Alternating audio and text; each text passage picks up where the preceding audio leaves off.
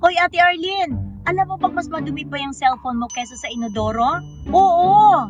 Pero hindi mo agad ito makikita kung bakit. Ayon sa pag-aaral, ang inodoro ay may 1,600 bacteria bawat square inch. Pero ang cellphone mo, 25,000 bacteria bawat square inch. Mas madumi pa sa inodoro. Bakit kasi hindi mo na muna nililinis ang cellphone mo?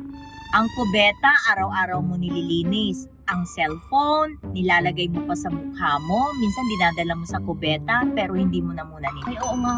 At kung iniisip mo na safe ka dahil malinis ang bahay natin, ay sorry, mas madumi talaga ang screen ng cellphone mo kesa sa inodoro. Ay talaga. Moral lesson, ididikit ang cellphone mo sa mukha mo at linisin mo rin ang cellphone mo, hindi lang ang kamay. Ikaw, nililinis mo ba ang cellphone mo?